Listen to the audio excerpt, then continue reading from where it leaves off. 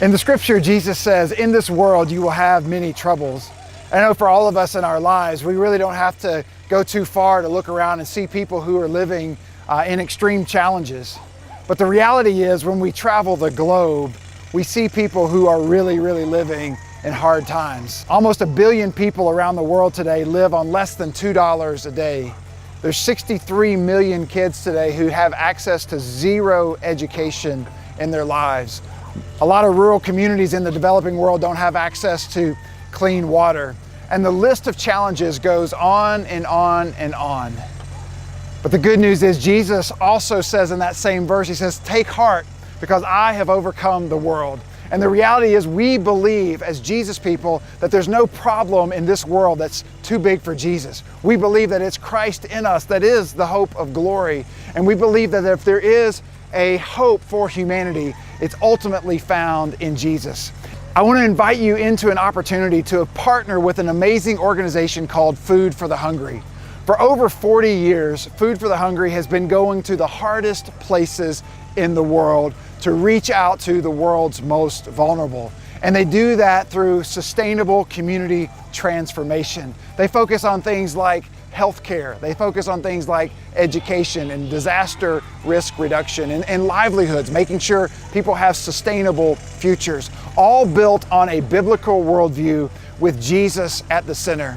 And Food for the Hungry gives us as the local church an opportunity to partner with them, to roll up our sleeves, to use our time and our energy and our resources, our talents, to partner with communities around the world so that they can see a better future, so that they can see a sustainable future. Every community that FH works in has a graduation date, meaning that FH doesn't plan to stay there for very long. They want to stay there long enough to help people rise up to a sustainable future. But once that sustainable future is realized, FH moves on and that community graduates.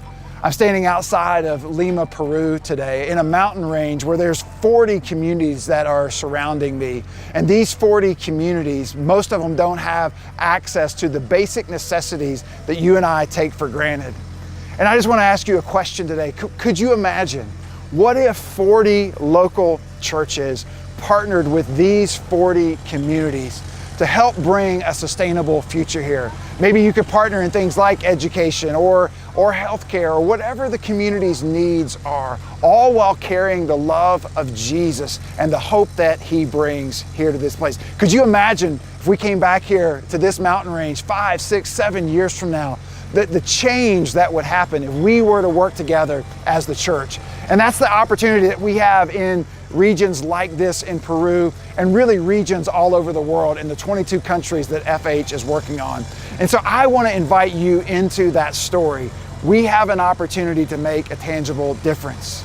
In Revelation 21 and 22, we know how the story ends. Jesus says one day there's going to be a new city, a new Jerusalem. And in that city, there's not going to be any more tears, there's not going to be any more sorrow, and there's certainly not going to be any more poverty. But what we've been called into is to live between that future city and the right now. And we have an opportunity right now, before Jesus comes and makes everything all right, we have an opportunity right now to be his arms and his feet, to bring his tangible love to places like this. And so I want to invite you as a local church pastor, as a missions leader, to mobilize your church to join us in places like Lima, Peru, so that we can live in the future city now. And we can partner with amazing organizations like Food for the Hungry, who have been boots on the ground for many years, sharing the love of Jesus in places like this. Would you consider coming to join us?